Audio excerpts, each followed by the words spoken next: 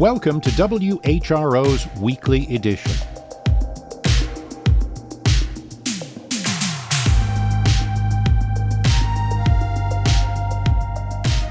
I'm Doug Boynton. In this week's program, we'll get an update on the climate action plan that officials are crafting for Hampton Roads.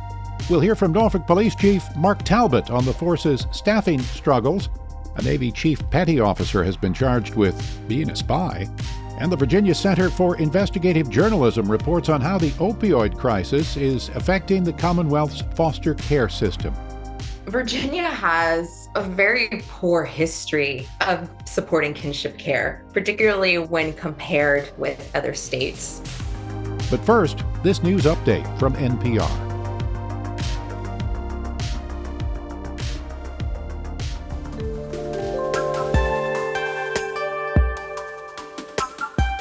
It's WHRO's Weekly Edition. A listener from Suffolk emailed WHRO and asked about construction on U.S. Route 58 west of Suffolk's downtown. They wonder how much longer it's going to last. So WHRO's Ryan Murphy asked the question. Route 58 has become a major gateway for Hampton Roads, especially for truck traffic going to and from the region's fast-growing port. Suffolk's Public Works Department started widening a 3-mile stretch of the highway almost 3 years ago now, adding a lane in either direction. Public Works Director Robert Lewis says they could have done it a lot quicker. We could have probably actually gone up there and built this project in about a year to year and a half if we'd have just closed the road completely down and told everybody else to go find somewhere else to ride. Unfortunately, we can't do things like that. To keep the road open, the project had to be done in phases. Lewis says they're on to the final phase now and expect to wrap up on schedule and on budget in December. Ryan Murphy, WHRO News. In other road construction notes around Hampton Roads, Virginia Beach's Laskin Road project, which began in 2019, has been delayed till 2025. That makes it a 6-year pain. If you have questions about a road project near you, drop us a line. The address, news@whro.org. Regional officials are finishing up a climate action plan for Hampton Roads. WHRO's Catherine Hafner was on that story. The Hampton Roads Planning District Commission got $1 million from the federal government to make the plan. It's separate from a statewide plan that's also headed to the EPA. Whitney Ketchmark says the commission was able to nail down some of the region's biggest sources of climate pollution. This helps us sort of acknowledge that a lot of our greenhouse gases come from energy consumption of buildings. The next highest is transportation, and then solid waste and wastewater. To reduce emissions, the group is pitching ideas like building more bike paths and electric vehicle charging stations. They also identified about $20 million in ideas for storing carbon naturally in wetlands and trees. Ketchmark says everyone is eager for what comes next, applying for limited federal grants to actually jumpstart these plans. Catherine Hafner, WHRO News. And that new climate action plan includes a focus on cutting carbon emissions at ports. WHRO's Catherine Hafner followed up with this report. Transportation is the biggest source of Virginia's greenhouse gas emissions. That includes ships that carry cargo and the massive trucks that haul it on land. The state wants to slash emissions from those sources, including at the Port of Virginia. Kathy Vick with the Port Authority says that makes sense given how much of the state they affect. We have facilities that are not just in Hampton Roads, but also the Richmond Marine Terminal and the Virginia Inland Port. So our reach is across the Commonwealth. The port is already planning to reach net zero carbon emissions by 2040. The new state plan could help accelerate that. Vic says they're working to reduce pollution from yard trucks and forklifts. All of those types of things that are still running on diesel, we're looking to convert those to electric. The port says it's now using only clean energy to power its facilities. Catherine Hafner, WHRO News. Despite the department's ongoing staffing struggles, Norfolk's police chief, Mark Talbot, says he remains optimistic. WHRO's Michelle Hankerson followed that story. Talbot told community members last week at the Slover Library his department still successfully stops crime, even if they're hundreds of officers short of what they used to have. We sometimes look at staffing levels like somebody put on the 10 Commandments, thou shalt have 700 police officers in the city of Norfolk. It's nowhere written. There is a professional assessment of what is optimal. Are we there? No, we're not there. The city's current budget eliminated 29 police positions that were unfilled, leaving money for 830 total employees in the police department. Talbot says one way to address his department's staffing issues is to make the public like the people still working in public safety. If we are unattractive to a broad section of the community, we're not going to be able to staff the organization. And there are no amount of tricks or advertising or social media genius that's going to turn that around. Talbot told attendees at the Slover event technology like facial recognition and body cameras could help the department as it works on recruitment. Michelle Hankerson, WHRO News. Zach D. Roberts contributed to this report. More than a dozen people are being detained in a Justice Department probe into an arms deal that killed 2 Navy SEALs. WHRO military reporter Steve Walsh followed this story. In January, 2 Navy SEALs died while trying to board a vessel in the Arabian Sea carrying what the U.S. says are Iranian arms components. The Justice Department announced that 4 foreign nationals brought back to the Eastern District of Virginia have been charged. They appeared before a federal judge in Richmond Thursday. The 4 men have been charged with attempting to smuggle missile components from Iran to Houthi rebels in Yemen. The U.S. and its allies have been trying to protect international shipping in the area around the Red Sea from a barrage of missiles and drones fired mainly from Yemen. On January 11th, 2 SEALs based on the West Coast were on board the USS John Puller when they tried to board the ship. Both men are believed to have drowned. A total of 14 people were found aboard the vessel. All of them were transferred to the Puller, which then turned them over to prosecutors in Virginia. The remaining 10 people have been detained as witnesses.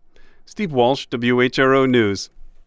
The Western Tidewater Free Clinic can now see twice as many dental patients thanks to an expansion that happened this week. WHRO's Laura Fillion is back with this report. The clinic serves the uninsured in Suffolk and Franklin, along with surrounding counties. This week it opened an expansion that increased the number of dental exam chairs from 2 to 4. Here's Clinic Director Ashley Green speaking to WHRO in 2023. This ability to go from 2 chairs to 4 will allow us to serve more than 200 patients in the first year than what we're already serving. The expansion cost $1.1 million and also added a behavioral health room where the clinic says telehealth counseling services will be available. Laura Fillion, WHRO News.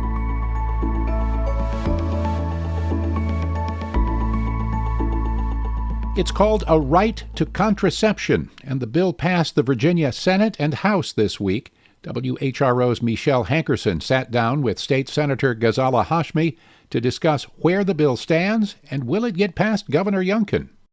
You introduced the Right to Contraception Act, which passed the Senate and the House of Delegates as of this week. What does that change for Virginians? Right now, it doesn't change anything, but it adds protection mainly, and that is protection to ensure that people in Virginia continue to have access to contraception and to information about contraception and retain the right to use contraception. So it is a very critical and necessary step given the direction that we've seen some other states moving, and also given some of the pronouncements made by Justice Clarence Thomas.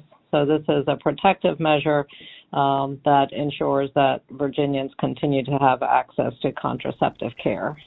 So there have been some things recently. We've seen actions like in the last several weeks, but a lot of legislation gets filed months before you guys get to Richmond.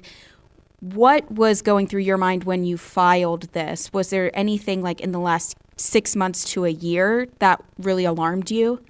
The alarm bells have been ringing in the ways in which many states have created restrictive barriers around abortion access. And there has been considerable discussion among many state legislatures to also restrict contraceptive care. And I think one of the most challenging points of this discussion is that so often we see a conflation between abortion and birth control. And so when groups are talking about restricting abortion, that language often spills into also discussion around restricting birth control and contraception. And so we knew we had to take action just given the heightened discussion around the country and some of the real threats that we have seen in some states. Do you think Governor Glenn Youngkin will be supportive? Has he indicated any support? He has not indicated support, but I think if he is going to be responsive to what the overwhelming majority of Virginians want, he will sign it. Protecting contraceptive access is, I think, an easy decision, and I certainly think the governor should be quite open to listening what our advocate communities have been saying, what the majority of Virginians are asking us to do, and certainly he should sign the bill. And now I wanted to ask, when you came in as senator in 2020, the General Assembly and the governor's mansion were all held by Democrats. As far as you understand, why didn't Virginia Democrats get something like this passed when the path would have been much easier?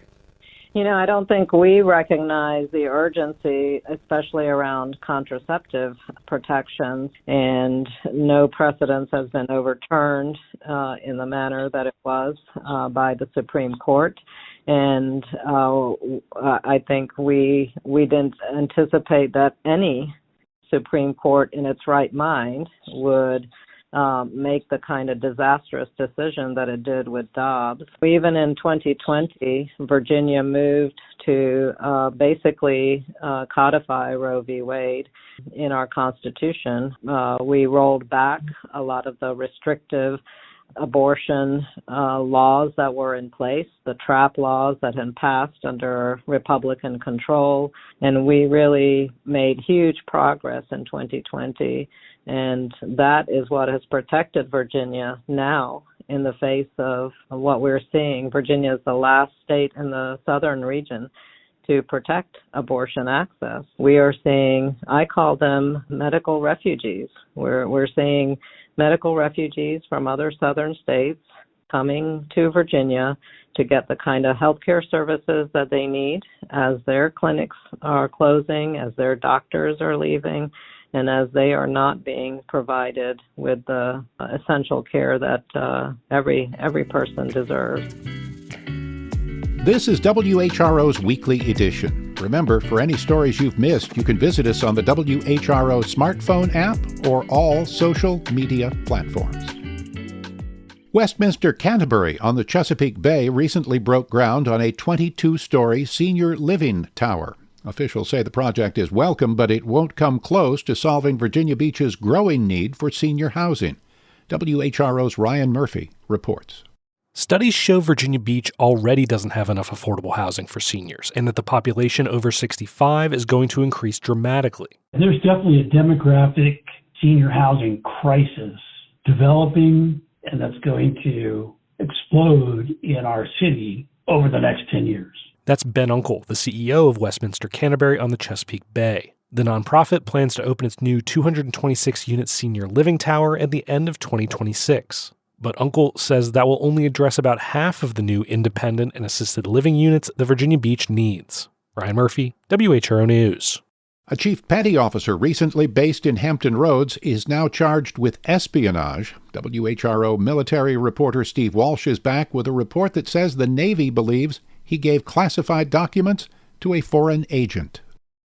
Chief Bryce Pedicini is in San Diego awaiting court-martial on 21 counts related to espionage and mishandling of classified information. Pedicini is charged with giving classified information to an agent of a foreign government. Most of the incidents happened while Pedicini was a student at the Surface Combat Systems Training Command at the Mid-Atlantic Regional Maintenance Center in Norfolk. He was stationed there from February 2022 until he was assigned to the USS Higgins in April 2023. Pedicini was taken into custody while he was assigned to the destroyer in Japan. Pedicini was trained to work with the Navy's computer guidance system Aegis. It controls both the offensive and defensive weapons on board a ship. The Navy is accusing him of photographing screens and handing documents to a foreign agent from an unnamed country on more than one occasion. He was charged in January and remains in custody in San Diego. Steve Walsh, WHRO News. Almost a year after a unanimous vote to move it, a statue honoring Confederate soldiers in Edenton, North Carolina, still stands. WHRO's Michelle Hankerson has been following the story, and she returns with this report. Cones mark the spot on the edge of town where Edenton's monument was supposed to move after the March 2023 decision. Protesters for and against the statues still diligently show up outside town offices most weekends to lobby for their side. It doesn't look good for our town for more and more Confederates to be attracted to the protests and to be coming here because we have a Confederate statue still standing. That's Susan Inglis on WHRO's Another View. She's an Edenton resident who wants to see the monument moved from the town's waterfront. There are legal proceedings that could resolve Edenton's controversy. The North Carolina Supreme Court is considering a case out of Asheville about a Confederate monument there. Michelle Hankerson, WHRO News. Dominion Energy is selling half its interest in the Virginia Beach offshore wind project. WHRO's Catherine Hafner reported this story, too. New York investment firm Stonepeak will take over a 50% interest in the coastal Virginia offshore wind project, but Dominion will retain control. Dominion told the Virginia Mercury that the deal will not impact people's bills. The utility says it's trying to reduce its debt. The wind farm off the Virginia Beach oceanfront is expected to cost nearly $10 billion. Regulators still have to okay Stonepeak's purchase of about $3 billion. The wind farm got federal approval last year. Dominion plans to start construction this spring. Catherine Hafner, WHRO News.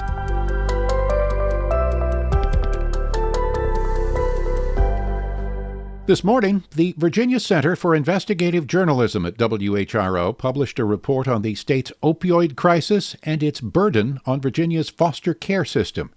VCIJ senior editor Lou Hansen sat down with reporter Leah Small to discuss the story. Hi, I'm Lou Hansen, senior editor with the Virginia Center for Investigative Journalism at WHRO. Today we're speaking with reporter Leah Small about the foster care system in Virginia. The opioid crisis has put a huge strain on social services in Virginia, particularly the state's foster care system. Between 2010 and 2019, the number of children sent to foster care because of parental drug abuse soared by 60%. It's now the second leading cause behind neglect for children entering the state's social safety net. Leah followed Vicki Lightfoot, a Richmond area retiree, caring for her 4 grandchildren. Vicki's daughter has struggled with addiction for more than a decade. Leah, tell us about some of the things that Vicki has had to do to bring these children up in a healthy way. When we go back to the detox period for these kids, they really have a hard time thriving in the first few weeks and even the first few months. It was a while before they could even leave the hospital. It was weeks. What is kinship care, and what is the state doing to support grandmothers and other relatives like Vicki Lightfoot? Kinship care basically is when a relative steps in to take care of a child who is in danger of going into foster care for a myriad of reasons. Tell us about the state's foster care system. What's its history? Where does it stand nationally? We are consistently one of the 3 worst states for children, teenagers aging out of the foster care system before finding a permanent home. In situations where it's optimal is the child returning to the parents. We want to make sure that family unit is strong and that the parents get the services they need to do their job. What is Virginia doing to support kinship care? Virginia has a very poor history of supporting kinship care, particularly when compared with other states. A big barometer of that is the relatively low number of foster carers who are kinship carers. I would say the big benefits of becoming a licensed foster carer, if you're a grandmother or aunt or uncle who has taken in your relative, going through the steps and being a foster carer has the benefits of financial support and case management with an eye toward reunification and offering the family other help. However, in Virginia, we have a relatively low number of kinship carers who are part of the foster care system, only roughly 11% compared to under 34% nationwide. One of the things that stood out for me in your reporting is the fact that you found 70,000 children in Virginia are being raised by their grandparents. That seems to me a wide number of communities that are affected. What did you find in Vicky's story that told you about some hope that could come out of this? Just in speaking with her daughter, I have seen the progress, because honestly, the long-term plan for the family as Vicky ages is for them to continue to live together intergenerationally and for the daughter to support her mother as she ages. State lawmakers are looking at some changes to the way aid is given to these families. Can you tell us about what's in Richmond right now? There's 2 big kinship bills being considered by the General Assembly. One is to make it easier for children to be placed with relatives.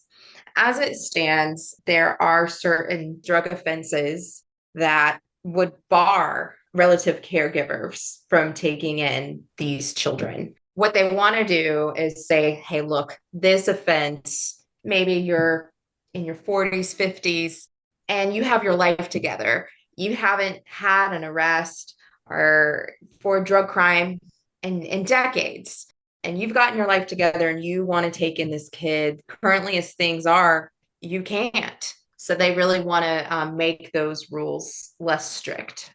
And where does that bill stand now? It's still alive in the General Assembly? Yes, it is still alive in the General Assembly. So that's one bill. And the other is to provide more guardrails and oversight of kinship care and more financial resources for kinship carers.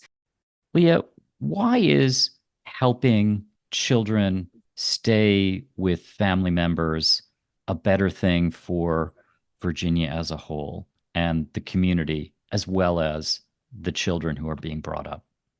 When we look at children who age out of the system without finding a permanent family, a permanent place, they are far more likely to be homeless, jobless, and experience early pregnancy.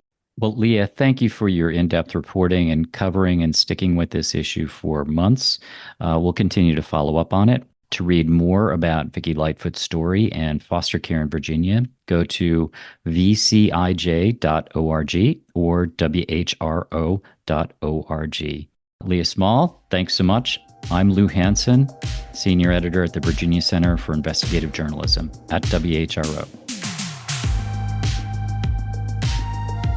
You've been listening to WHRO's Weekly Edition. We had help today from WHRO's Ryan Murphy, Catherine Hafner, Michelle Hankerson, Steve Walsh, and Laura Fillion, VCIJ's Lou Hansen and Leah Small, also Connor Worley, who produced today's program. A reminder, you can always catch full episodes on the Weekly Edition podcast feed, and you can get your news updates at WHRO.org and the WHRO Reports podcast feed. For all of us at WHRO and WHRV, I'm Doug Boynton. Stay safe. Be well.